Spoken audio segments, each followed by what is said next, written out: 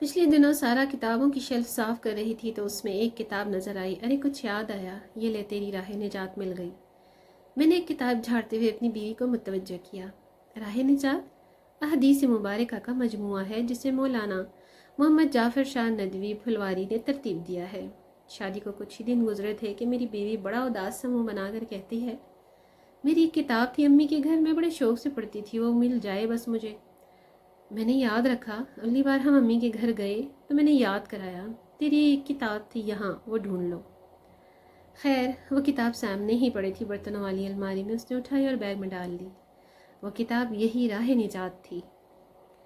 واپسی پر میں نے کھول کر دیکھا اور دیکھتا ہی رہ گیا۔ وہ مشکل 200 صفحے کی کتاب میں احادیث مبارکہ کا تقریباً سارا ذخیرہ جمع کر دیا گیا تھا۔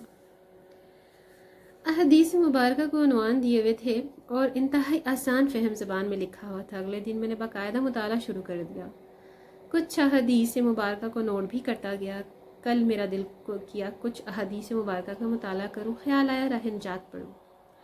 آسان فہم ہے، جلدی یاد رہ جاتی ہے۔ میں حیران تھا کہ جن احادیث مبارکہ کو 24 سال پہلے نوٹ کیا تھا وہ بہت بنیادی نوعیت کی تھی۔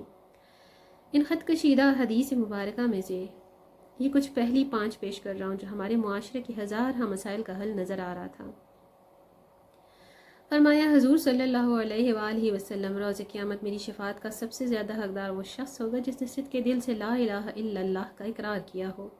حضرت ابو ہریرہ، اگر کوئی مسلمان ہی مرنا چاہتا ہے چاہے اس کی زندگی کیسی ہی گناہوں بھری کیوں نہ ہو تو اس نے صدق کے دل سے ہی اقرار کیا ہے۔ فرمایا صلی اللہ علیہ وآلہ وسلم، ایمان کی تقریباً 60-70 شاخیں ہیں، حیا بھی ایمان ہی کی شاخ ہے، سب سے چھوٹی کی چیز ہے لا الہ الا اللہ کا قائل ہونا، اور معمولی درجے کی چیز ہے راستے سے ایذا رساں چیز کا ہٹا دینا۔